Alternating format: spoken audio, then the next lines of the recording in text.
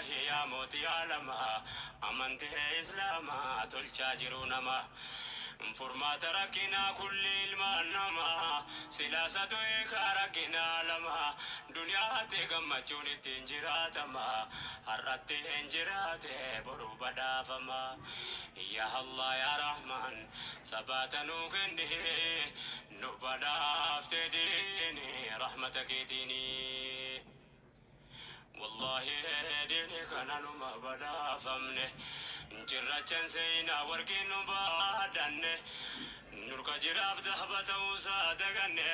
حقيقة صدر كاسا كانم فهمنه أمتا نرغتين كان يوم لن تهرغني سلاوة هرين ترغن ومنتيني من صدبت من نمنه كجلا بريد أكن انجل فمنه يو يادن ربهم غلط قلفنه برا دربان كمنه نوكن رحمانه نوبدا افتديني رحمتك ديني لك الحمد ربي أرجو مكيديني نوبدا افتديني رحمتك ديني سياقا ويرقانكو في الاتما في الماتر كباسين شوم للمنما إننا من شوم نمو ما شارما نما ربي شومي موتي نرزيف سما قرآن أنو في الاتي أمنتي إسلاما ننجده ورضيت لكم الإسلام تايتا أنشارمني نبداس رحمن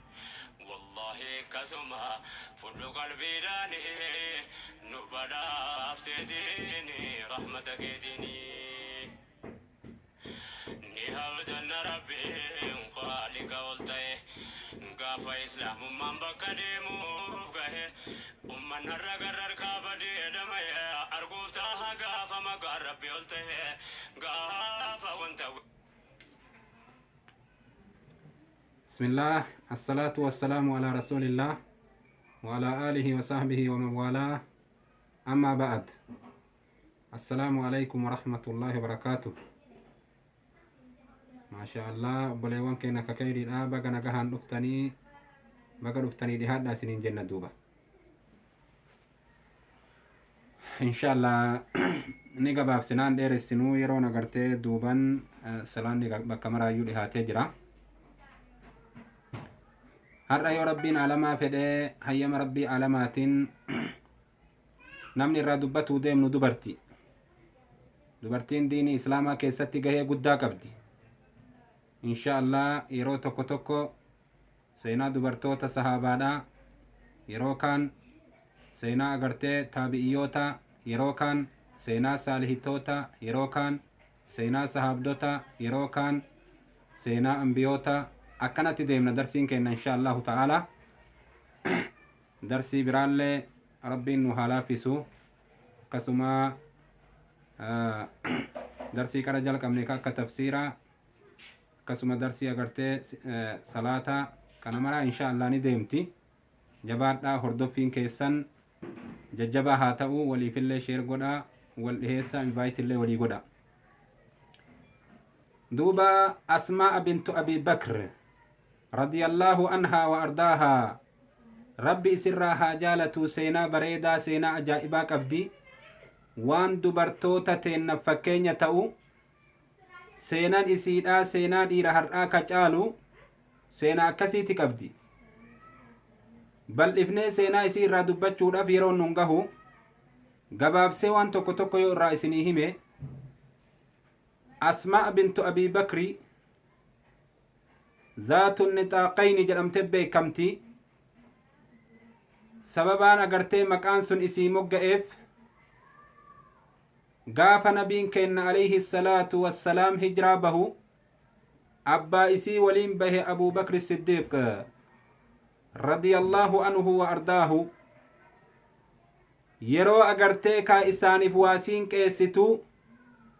سينكي إساني قوتي كالكالوان أفان التين هي تفدبده كبشان اللي كربتوان أفان هي تفدبده جنان سبت إسيم الإرافوتي ترسابتي بكلمت الدبابتي أكست التين هيتي نبين كينا عليه الصلاة والسلام سبت كان كي ترساء سبت لميني ربين أغرتي كاك جنتاتي سيها ججر جده دعاي قده intala akkanaati duuba abbaan isiillee sahaaba akaakayyuun isiillee sahaaba ajaa'iba rabbii kana warra faaruun guutame sahaabaa keessatti warra akka abbaa bakrii hin agartu fiixaa akka fiixaa abbaa bakrii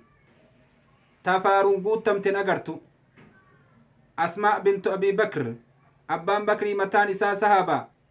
abbaan isaa sahaaba akkasuma agartee haati abbaa bakrii sahaaba asmaa in duuba abbaan isiillee sahaaba akaakayyuun isiillee sahaaba akkahoon isiillee sahaaba obboleettin isii aishaadha jaartii nabii kennati salawaatu rabbii wasalaamuhu alayhi jaarsi isii sahaaba zubayr binu awwaam kurna warra jannataa keessa jira ilmi isii sahabaadha abdallah binu zubayr allahu akbar warra agartee kaa islaamummaa wal fakkaatee qaaman keessa seene maatii ajaa'iba maatii akkanaati duuba ilmoo qabdi kaa rabbi ilmoo kenneefi rabbi ilmoo akkasii namarraa haa baasu du'aayii kadhadha ilmi isiin jaartii zubayriiti rabbin namaa kenna kaa hawwaniif namaan taatu silaa ilmaan teenna cufti akka ilmaan zubayrii taatu feena sila zubayrii hikmaa rabbii kana ijoollee isaa guutuu maqaa warra shuhadaa'aa itti baafate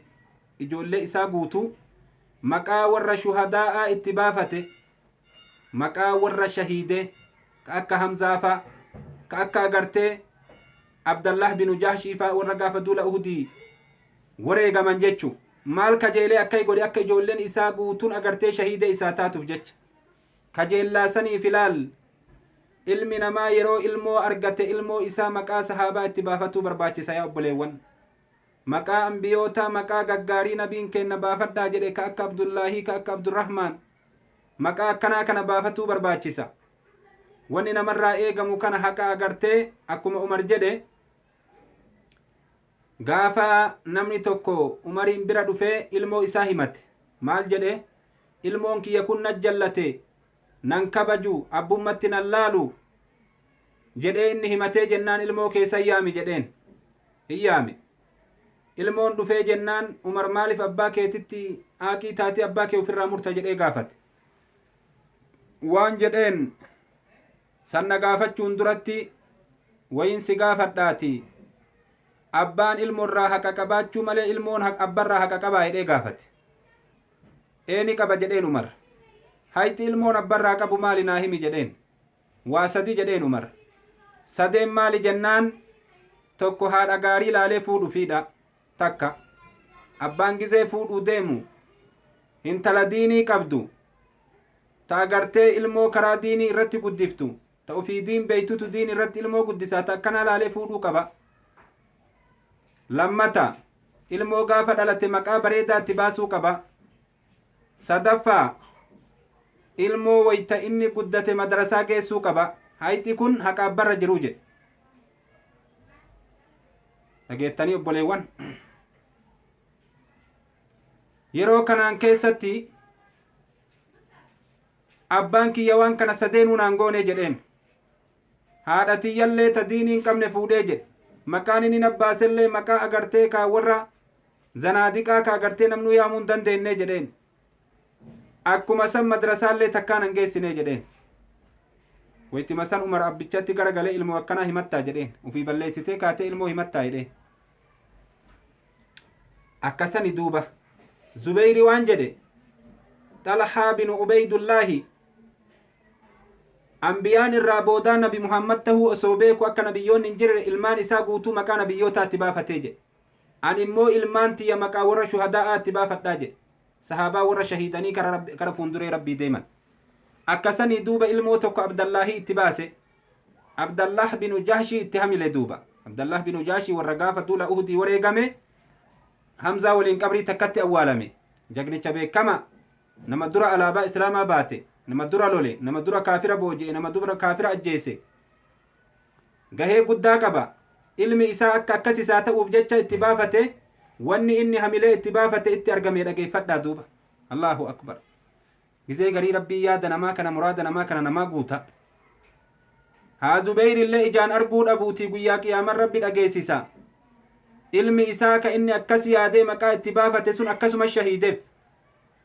duuba wanni Asmaa bintu Abii Bakri an isinii kaaseef haadha Abdallaahiti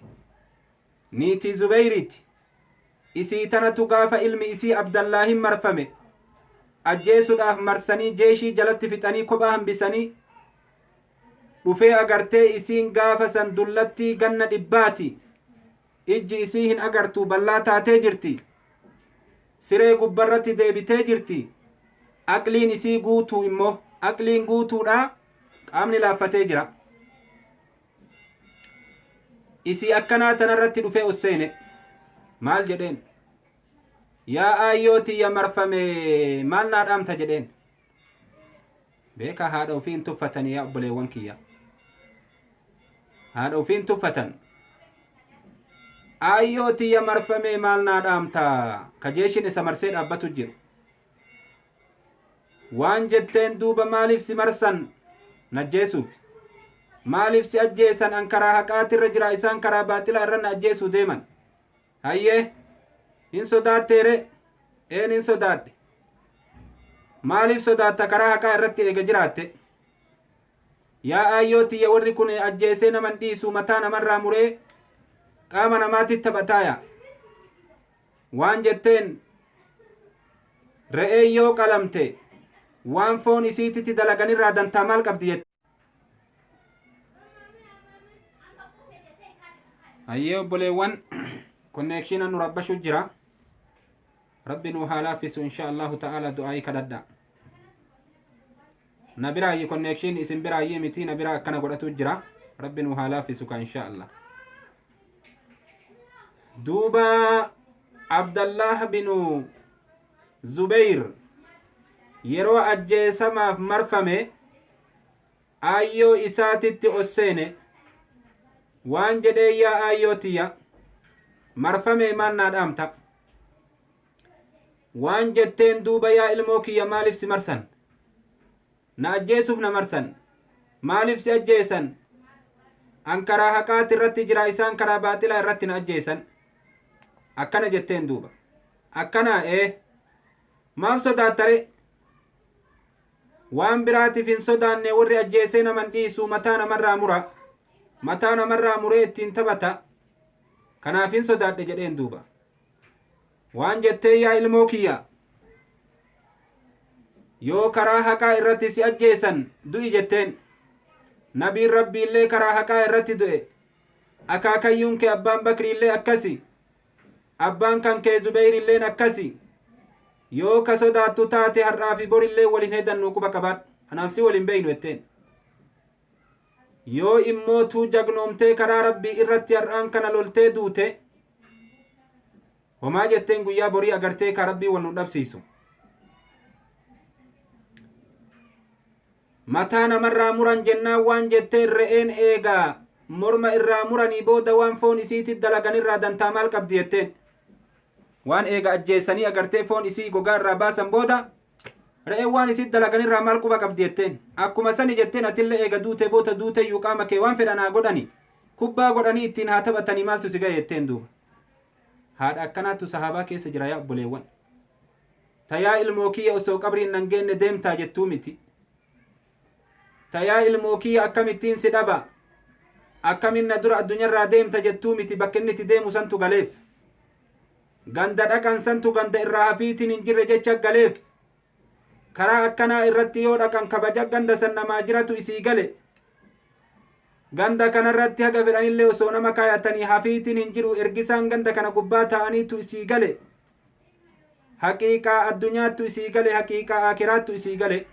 kanaaf ilmoo isii du'aan filatte hin jibbine beeki akkuma anaaf si jaalannu jaalattii beeki ilmoo kana sanuu isii dulloomte afaan qabrii jirtu yaa subhaanallah gaafa san amata 100 Asmaa bintu Abii Bakri ijji isii dhaamtee lafeen isii laaffattee aqlii calla uf beeka isii akkanaa tana duuba dhaamsa akkanaa dhaamteef yaa subhaanallah du'i jettee yaa ilmoo kiyya karaa rabbii irratti du'i jetteen duuba waan jedhee yaa aayyoo tiyya yaada kana sirraa fudhatuufuu si dhufeemi jedheen duuba yaada kana sirraa fudhatuufuu sit dhufeeti du'aayin haa kadhu jedheen bes amma itti gabbaya marfamee jiraa beek jennaan duuba hayyee jetteeti amma yeroo gargar bahiinsa keennatii wal argaan teenna ta'aa kiraa tana jettee mee nagga jedhi si dhungadhaa jetteen haadha ka akka maraafu waytii itti gadi jedhe agartee kaa morma isaa kana jala dhungattee bobaa isaa kana mara jala dhungattee arraabattee wayta harka irra ooftu ijaan hin agartuuti midawwara irratti agarte qamisa isaa godhatu kana yaa ilmoo kiyya namni lolaaf deemu qamisa godhataa jetteen meelaale yaa abboo intala kibraa qabdu allahu akbar namni lolaa deemu qamisa godhataa jetteen midawwara godhataa jetteen midawwarri kaa utaaluu namatti hin dhiisu yaa ayyoo tiyya sima gammachiisuuf godhadhe malee kanaan hin lolu jedheen kun nan gammachiisu jetteen surree godhadhu surree sanuu walirraan godhadhu wayta oo isee fiidhaa lafaa si bute akka ooraan kee raasatti hin baane surree walirraan godhadhu jabeeffadhu jetteen hidhannaa kan kee hin gartaa abboo akka itti isaan tiifaman yaa abboo ooraa har'aan kana namni agartee osoo fayyaa qabu surree ofirraa baasaa deemu kana du'a keessatti illee akka irraan baane dhaamteef surree godhu surree sanuu walirraan godhadhu jabeeffadhu jetteen akka yoo isee fiitii fi waraanaa lafaa si bute lafa dhooytu ooraan kee raasatti hin baane agartee surree takka fa'a yoo taate kaa tarsaatetti agartee ooraan namaa mul'atuun mala allahu akbar akkana jettee dhungattee morma isaa kana mara jala ulattee wal argaan teenna taardhaa kunoo amma daangaa jedhanii walit dhaammatanii ilmoo fi haadhaa quba qabaat du'aayii kadhatte duuba inni biraa ka'ee gaggara galee du'aayiin haa kadhu jedheeni agartee akka shahiidummaa rabbiin kennuuf biraa gaggara galee ammeen harka isii ol fuutee rabbi kadhatte yaa rabbi ulfa isaatiin karaa makkaatii fi karaa madiinaa deemaa ba'e yaa rabbi ulfa isaatiin halkan agartee fuunduree kan kee dhaabbataa bule yaa rabbi ulfa isaatiin agartee soomaa bahe na awwaadhu jettee narraan hongeessin ilma kiyya yaa abboon tala akkanaattu dabre sahaabaa nabii kennaa keessatti akkamitti qawmii akkanaa biratti diiniin rabbii hir'ata sila kanaaf guutame zabana isaanii kanaaf diiniin rabbii alaaban agartee islaamummaadhaa ganda maraa mul'atte gaafa san dhiiraa dubartiin hidhatan dhiiraa dubartiin murannoon isaanii agartee bakka gahaadha ummata laafaadhaa miti duuba allahu akbar seenaa dubartii yoo laaltu akkana fakkaata ka dhiiraa yoo laaltu akkana fakkaata tokkon goomu yaa rabbi agartee kaa ulfa isaatiin halkan guutuu agartee kaa karaa makkaatii fi karaa madiinaa hijiraa deemaa bahe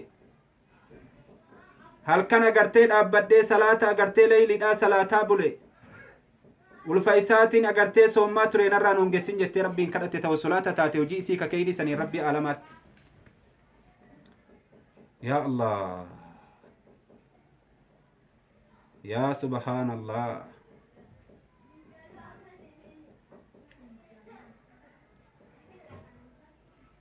abdallah bin zubayr lafti ittiin dhiine gaafa san lafti ittiin dhiine guyyaa san osoo lafti hin dhihin ajjeefamee hin hafne akka inni jedhe san morma irraa muranii morma isaa fuudhanii biyya meeqarra xawaafsisan isa immootuu fuudhanii qaama isaa makkaa karra namni seenuun hulaa kana gubbarratti fannisan janaaza isaa awwaala dhoowwan duuba mee dhageeffadhu yaa abboo dubbii ajaa'iba as deemu ta'a yaa subhaanallah awwaala dhabe jiraa isaallee dhabdee awwaalachuullee dadhabde haati morma isaa irraa muranii qaama isaa fuudhanii fannisan duuba akka namni tokko ittiin dhiyaanne ni dhoowwan mootummaa warri akkas dalage gaafa saniin keessatti yaa subhaanallah obboleewwan isaata dubartiitu jira obboleewwan isaatun agartee isa dhabuunuu sabrii isaan dhoowwee jira janaaza isaa awwaalachuu dhabuun akka malee sabrii isaan dhoowwe deemanii haadhuma isaanii tana dhaqanii yaa aayyoo teenna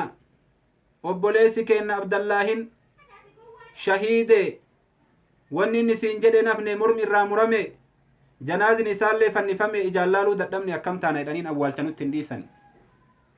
warri immootuu agartee ka amrii sammooye haga haati dhuftee nu kadhattutti malee jedhan hin awwaallu jedhan haati haa dhuftu jedhan nama ilmoo kiyya ajjeese fuundura isaa dhaabbadhee isa kadhaa jette haati hin kadhu jette abadan nama agartee ilmoo kiyya ajjeese ganaa ajjeesanii ammallee janaaza isaallee isaan kadhaa jette aduwwii rabbi hin kadhu jette abadan obboleewwan dhiisuu didan duuba yaa ayyooteen ijuma keenna duraanu haa dhokatuuti kottuu kadhuutumaan haa awwaalamu allahu akbar yeroo asmaa bintu abii bakrii radiyallaahu anhaa wa ardaahaa